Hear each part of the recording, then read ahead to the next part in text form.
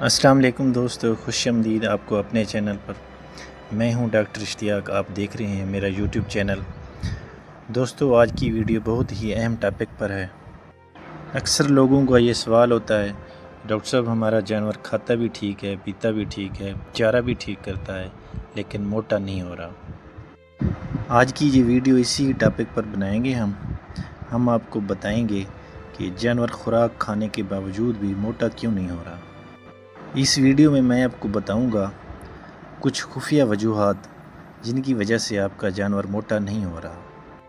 دوستو، اکثر لوگ یہ سمجھتے ہیں کہ زیادہ خوراک دینے سے جانور موٹا ہو جاتا ہے، لیکن حقیقت اس کے برعکس ہے۔ آپ جانور کو جتنی مرضی خوراک دے لیں، جتنی مرضی سبز گھاس دے لیں، جتنا مرضی ونڈا دے لیں، لیکن اگر اس کے اندر کوئی اندرونی مسئلہ ہے تو وہ کبھی بھی موٹا نہیں ہوئے گا۔ اب آتے ہیں ان وجوہات کی طرف جن کی وجہ سے جانور موٹا نہیں ہو پاتا۔ سب سے پہلی وجہ جانور کے پیٹ کے اندرونی کیڑے ہوتے ہیں۔ اگر جانور کے پیٹ کے اندر کیڑے موجود ہیں تو آپ اس کو جتنی مرضی اچھی خوراک دے لیں، وہ کبھی بھی اچھے طریقے سے جذب نہیں کر پاتا، وزن بھی نہیں بڑھتا، بال بھی گرنے لگتے ہیں، جانور کی جسمانی کنڈیشن رف سی نظر آتی ہے۔ اس کا بہترین حل یہ ہے کہ ہر 3 مہینے بعد جانور کو پیٹ کے کیڑوں کی ادویات لازمی دیں، یا ویٹرنری ڈاکٹر سے مشورہ کر لیں، چیک اپ کرا لیں، بعد میں ادویات دیں۔ دوسری وجہ جانور کا کمزور ہاضمہ، پور ڈائجیشن۔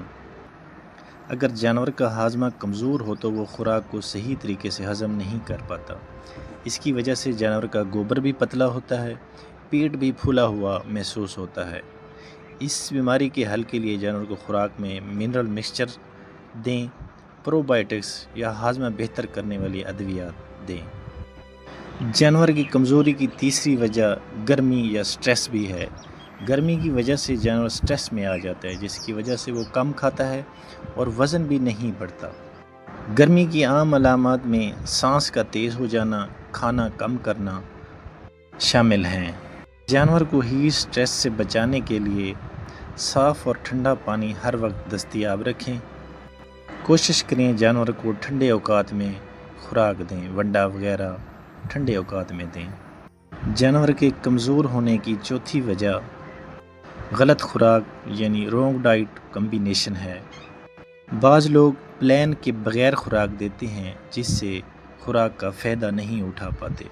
اس میں جو عام طور پر لوگ غلطیاں کرتے ہیں، یا تو صرف ونڈا دینا شروع کر دیتے ہیں یا تو صرف گھاس دینا شروع کر دیتے ہیں۔ حالانکہ بیلنس طریقے سے دونوں چیزیں دیں، ونڈا بھی دیں، چوکر بھی دیں، سبز چارہ بھی دیں، اور بہترین چیز اس میں ٹائم کا بندوبست ہے۔ جانور کے کمزوری میں 5ویں وجہ کچھ ہڈن ڈیزیز بھی ہوتی ہیں، جیسے جانور کے جسم میں کوئی پرانا بخار بھی ہوتا ہے، یا کوئی جراثیم، بیکٹیریا، وائرس وغیرہ بھی ہوتے ہیں، جس کی وجہ سے جانور اچھے طریقے سے خوراک نہیں کھاتے اور وہ کمزور رہ جاتے ہیں۔